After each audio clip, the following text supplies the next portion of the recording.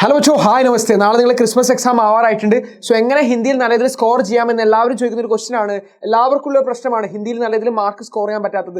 So എനിക്ക് നിങ്ങളോട് പറയാനുള്ളത്, നിങ്ങളുടെ പാഠഭാഗം ഏതൊക്കെയാണ് നിങ്ങൾ മനസ്സിലാക്കണം. സോ ക്രിസ്മസ് എക്സാം പോർഷൻസ് നോക്കുവാണെങ്കിൽ ബാബ और ബാബ की ചെടി എന്ന കവിതയിൽ നിന്നൊരു ക്വസ്റ്റൻ നിങ്ങൾക്ക് എന്തായാലും ഉണ്ടാവും. അതിനുശേഷമാണ് നമ്മുടെ ക്രിസ്മസ് എക്സാം പോർഷൻ ആരംഭിച്ചുള്ളത്. മൂന്നാമത്തെ യൂണിറ്റിലെ ഒന്നാമത്തെ ചാപ്റ്റർ ആയിട്ടുള്ള ജബ് ഹം ധീരെ ചലത്തെ ഹേ മുതൽ പിന്നീടുള്ള ഓരോ ചാപ്റ്റർ ആയിക്കോട്ടെ, ബൈസൈക്കിൾ തീഫ്, മേരി മാ, സയാനി ബുവ, ചോക്ക് വരെ അല്ലെങ്കിൽ സയാനി ബുവ എങ്കിൽ നിങ്ങൾ പഠിച്ചിരിക്കണം. 4.1 വരെങ്കിലും നിങ്ങൾ പഠിച്ചിരുന്നാൽ നിങ്ങൾക്ക് നല്ല രീതിയിൽ എക്സാമിൽ സ്കോർ ചെയ്യാം. സോ നമ്മൾ നോക്കുവാണെങ്കിൽ ബാബ और ബാബ की ചെടി കവിതയാണ് അല്ലെ, അതിന്റെ ഒരു ആസ്വാദന ടിപ്പണി അറിഞ്ഞാൽ ഈസിയായിട്ട് മാർക്ക് സ്കോർ ചെയ്യാൻ സാധിക്കത്തില്ലേ? റെഡി, ബാബ और ബാബ की ചെടിയുടെ ആസ്വാദന ടിപ്പണി പഠിച്ചോളൂ. സോ അതുപോലെ തന്നെ അടുത്തേക്ക് വരുമ്പോഴാണ് ജബ് ഹം ധീരെ ചലത്തെ ഹേ എന്ന് പറയുന്ന ഒരു യാത്രാവൃത്താണ് അല്ലെ, എലൻ ഷാ എഴുതിയിട്ടുള്ളത്. സോ അതൊന്ന് നിങ്ങൾ നോട്ട് ചെയ്ത് വെക്കണം. ബൈസൈക്കിൾ തീഫ് ഉണ്ട്, അതുപോലെ തന്നെ ഫിലിമിംഗ് ഗീതായിട്ടുള്ള ഏതാണ്, മേരി മായ ഉണ്ട്. സോ അത് നിങ്ങൾ എന്തായാലും നോട്ട് ചെയ്ത് വെക്കണം. മേരി മായിൽ നിന്നാണ് ഒരു ആസ്വാദന ടിപ്പണി പോലെങ്കിലും ഒരു ക്വസ്റ്റൻ എന്തായാലും വരാനും സാധ്യതയുണ്ട്. പിന്നെ നോക്കുവാണെങ്കിൽ സയാനി ബുവാണ്, അത് ചിലർക്കൊന്നും എടുത്തിട്ടില്ല എന്ന് പറയും, ബട്ട് സ്റ്റിൽ ക്വസ്റ്റൻ എന്തായാലും വരാൻ സാധ്യതയുള്ള ഒരു ക്വസ്റ്റ്യൻ പേപ്പർ, അതായത് നിങ്ങളുടെ പാഠഭാഗം തന്നെയാണ് സയാനി ബുവ എന്ന് പറഞ്ഞത്. അവിടെ സയാനി ബുവയുടെ ഒരു ക്യാരക്ടർ സ്കെച്ച് അറിഞ്ഞിരിക്കേണ്ടിയിരിക്കുന്നു. സോ ഇതൊക്കെ എങ്ങനെ പഠിക്കണം എന്ന് നിങ്ങൾ മനസ്സിലാക്കേണ്ടിയിരിക്കുന്നു. അത് ഇന്നത്തെ ലൈവിൽ കൃത്യം 7 മണിക്ക് നടക്കുന്ന ഇന്നത്തെ ലൈവിൽ നമ്മൾ ഡിസ്കസ് ചെയ്യുന്നതാണ്. സോ കംപ്ലീറ്റ് ആയിട്ട് ഇനി എനിക്ക് പറയാനുള്ളത്, ഹിന്ദി എക്സാം എല്ലാവർക്കും ടഫ് ആവുന്നതും, സോ ഇനി എങ്ങനെ ഹിന്ദി നല്ല രീതിയിൽ പഠിക്കണം, സോ എങ്ങനെ എഴുതിയാൽ നല്ല രീതിയിൽ മാർക്ക് സ്കോർ ചെയ്യാമെന്നാണ് ഞാൻ പറയുന്നത്. സോ എക്സാം പേപ്പർ കിട്ടിക്കഴിഞ്ഞാൽ എല്ലാം പഠിച്ചു കഴിഞ്ഞു, എല്ലാം റെഡി ആണെങ്കിലും സ്റ്റിൽ എല്ലാം മറന്നു പോകുന്നൊരു പ്രശ്നം വരുന്നുണ്ട്. സോ നിങ്ങളുടെ കയ്യിൽ ക്വസ്റ്റ്യൻ പേപ്പർ കിട്ടി, എന്ത് ചെയ്യണം? 3 തവണ വായിക്കണം. ഒന്നാമത്തെ കാര്യം, നിങ്ങൾ എല്ലാം എന്ത് ചെയ്യണം? ക്വസ്റ്റ്യൻസ് 3 തവണ വായിക്കുന്നു, ഒരു തവണ വായിക്കുന്നു, വീണ്ടും റിപ്പീറ്റഡ് ആയിട്ട് വായിക്കുന്നു, വീണ്ടും ഒന്നും കൂടെ റിപ്പീറ്റഡ് ആയിട്ട് വായിച്ചു കഴിഞ്ഞിട്ട് ക്വസ്റ്റ്യൻസ് നല്ല രീതിയിൽ മനസ്സിലാക്കുന്നു. ഇനി നിങ്ങൾ ചെയ്യേണ്ട ഒരു കാര്യമാണ്, എങ്ങനെ നല്ല ക്ലീൻ ആയിട്ട് നീറ്റായിട്ട് എന്ത് ചെയ്യണം? ആദ്യത്തെ അറിയാവുന്ന ക്വസ്റ്റ്യൻസ് ആദ്യം മുതൽ എഴുതി തുടങ്ങുക.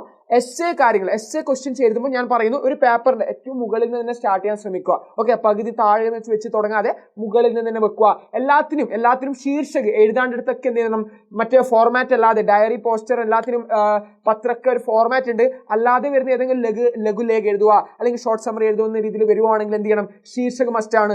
ആസ്വാദന ടിപ്പണി എഴുതുമ്പോൾ പോലും ഒരു ശീർഷക മസ്റ്റാണ്. സോ പിന്നെ എഴുതേണ്ടത്, നിങ്ങൾ എന്ത് ചെയ്യണം? എല്ലാ പാഠഭാഗത്തിന്റെ ഓഥർ ആരാണ് എഴുതിയത്, ആ ഒരു ഓഥർ എന്തായാലും അറിഞ്ഞിരിക്കണം. സോ എപ്പോഴും എഴുതുന്ന സമയത്ത് ഞാൻ എപ്പോഴും പറഞ്ഞ ഹിന്ദിക്ക് പ്രമുഖ കവി ആരാണോ അയാളുടെ ഗുൽസാർജിക്ക് ബാബ और ബാബ की ചെടി, ഇതുപോലെ എന്ത് ചെയ്യണം? ഓഥറെ വെച്ചിട്ട് ആ ഒരു നമ്മുടെ ഏതാണോ പാഠഭാഗം അതെന്തായാലും എഴുതിയിട്ട് അതിനെക്കുറിച്ച് എന്തായാലും ഡീറ്റെയിൽ ആയിട്ട് എഴുതുന്ന സമയത്ത് എന്താണ്, അങ്ങനെയാണ് എല്ലാത്തിനെയും തുടക്കം വേണ്ടത്. പാഠഭാഗത്തിന്റെ ഓഥർ എഴുതുന്നു, പാഠഭാഗത്തിന് ഒരു ഇൻട്രൊഡക്ഷൻ കൊടുക്കുന്നു, എഴുതി തുടങ്ങുന്നു. ഇനി എനിക്ക് പറയാനുള്ളത്, ഇനി എന്ത് ചെയ്യണം? എല്ലാവരും ചെയ്യുന്നൊരു പ്രശ്നമാണ്, തെറ്റിക്കഴിഞ്ഞാൽ അവിടെ നിന്ന് വരഞ്ഞിട്ട് ഇതാക്കുന്നത്. പക്ഷേ അധികം വലുതായിട്ട് എന്ത് ചെയ്യണം? തെറ്റിനെ അവിടെ നിങ്ങൾ എന്ത് ചെയ്യരുത്? എക്സ്പോസ് ചെയ്ത് കാണിക്കുന്ന പോലെ എന്ത് ചെയ്തത് വെക്കരുത്.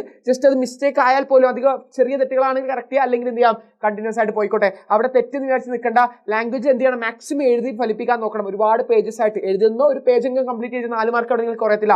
പാരഗ്രാഫ് വൈസ് ആയിട്ട് തന്നെ എന്ത് ചെയ്യണം? എഴുതാൻ വേണ്ടി ശ്രമിക്കണം. സോ പാരഗ്രാഫ് വൈസ് തന്നെ എഴുതാൻ ശ്രമിക്കുക. സോ ബാക്കിയൊക്കെ എന്താണ്? ലാംഗ്വേജ് ആണ്. നിങ്ങളുടെ ക്രിയേറ്റിവിറ്റി, നിങ്ങളുടെ ഇമാജിനേഷൻ്റെ അപ്പുറമായിട്ട് ഒന്നും നിങ്ങൾക്ക് എന്താണ് പ്രശ്നം വരുന്നില്ല. സോ ലാംഗ്വേജ് സ്കിൽ ഇംപ്രൂവ് ചെയ്താൽ തന്നെ നിങ്ങൾക്ക് ഈസി ആയിട്ട് ഹിന്ദി എക്സാം എഴുതാം. അതുപോലെ തന്നെ ഇന്ന് നടക്കുന്ന ലൈവിൽ കൃത്യമായിട്ട് പങ്കെടുത്ത് എല്ലാ കാര്യങ്ങളും മനസ്സിലാക്കുമ്പോഴും നിങ്ങൾക്ക് എന്ത് ചെയ്യാം? നല്ല രീതിയിൽ എക്സാമിൽ സ്കോർ ചെയ്യാം. സോ അതുപോലെ തന്നെ ഇനി എക്സാമിൽ എങ്ങനെ നല്ല രീതിയിൽ സ്കോർ ചെയ്യാം ആലോചിച്ച് നിങ്ങൾ ടെൻഷൻ അടിക്കേണ്ട. സോ ഇത്രയും കാര്യങ്ങൾ നമ്മൾ ലൈവിൽ ഇന്ന് ഡിസ്കസ് ചെയ്യാൻ വരുന്നുണ്ട്. സോ എനിക്ക് അത്രമാത്രം എനിക്ക് നിങ്ങളോട് പറയാനുള്ളൂ.